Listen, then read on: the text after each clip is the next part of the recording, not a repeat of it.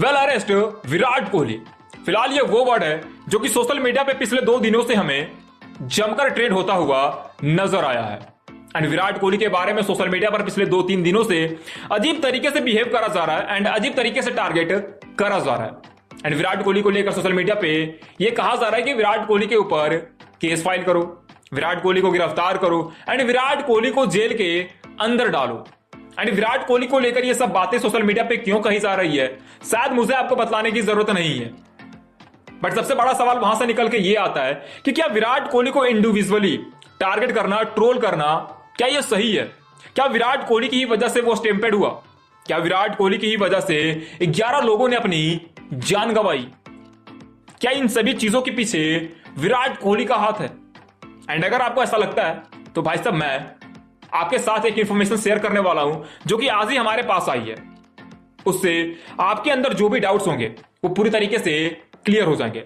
तो सबसे पहले हम बात करते हैं कि जिस जीत के लिए हम फैंस ने पिछले 17-18 सालों से इंतजार करा, उस जीत को हम 17-18 घंटे भी सेलिब्रेट नहीं कर सके।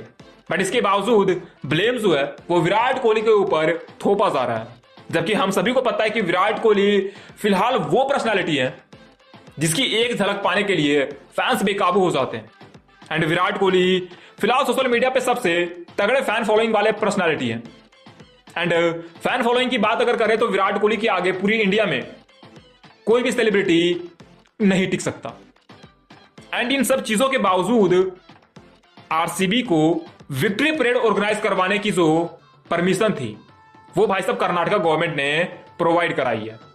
एंड विराट कोहली की अगर हम पावर की बात करें तो रणजी ट्रॉफी का जब मैच खेला गया था एंड जब उस मैच में विराट कोहली ने पार्टिसिपेट करा था दिल्ली के ग्राउंड में, तो वहां पे भी एक छोटी सी हमें स्टैम्पेड देखने को मिली थी। हालांकि वहां पे किसी की जान नहीं गई थी, बट वहां से क्लियरली ये हमें नजर आ रहा था कि भाई साहब अगर आप विराट कोहली को ओपनली बुला रहे हो तो उसके लिए पूरी तरीके से मैनेजमेंट तैयार होना चाहिए, जो कि हमें आरसीबी के विक्ट्री परेड के दौरान देखने को नहीं मिला।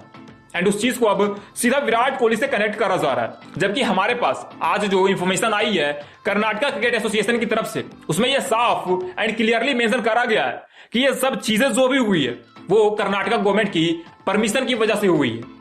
दरअसल जब आरसीबी की टीम ने 17-18 सालों के बाद पहली बार आईपीएल का खिताब अपने नाम करा, तब भाई साहब कर्नाटका गवर्नमेंट को एक वहां से बेनिफिट नजर आने लगा कि क्यों ना हम उस चीज को हाईलाइट करें, वो भी अपने से कनेक्ट करके, ताकि विराट कोहली का फेम जो है वो कर्नाटका की गवर्नमेंट ले सके। एंड इस चीज को देखते हुए कर्नाटका की गवर्नमेंट ने पूरी प्रिपरेशन ना होने के बावजूद आरसीबी की मैनेजमेंट को या यूं कहे तो फ्रेंचाइजी को विक्ट्री परेड करवाने की परमिशन दे दी, जबकि वहां की जो लोकल पुलिस वगैरह थे उन्होंने यह साफ मना कर दिया था कि भाई साहब इतने बड़े क्राउड को हम फिलहाल हैंडल नहीं कर सकते हैं। बट इसके बावजूद कर्नाटका की जो गवर्नमेंट है उन्होंने विक्ट्री परेड को परमिशन दे दी।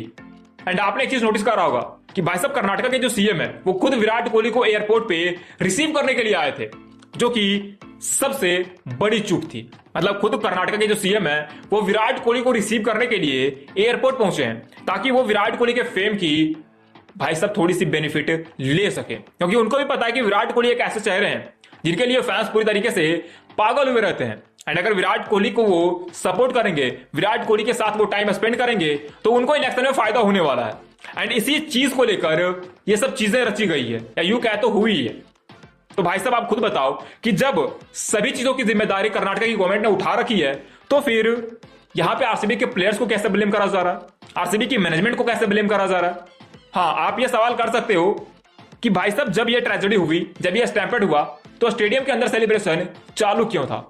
तो उसको लेकर आईपीएल के जो चेयरमैन है, या यूं कहे तो शायद आरसीबी के मैनेजमेंट की तरफ से कोई थे जिन्होंने एक स्टेटमेंट जारी करा था कि बाहर क्या हुआ है उस न्यूज को अंदर आने ही नहीं दिया गया।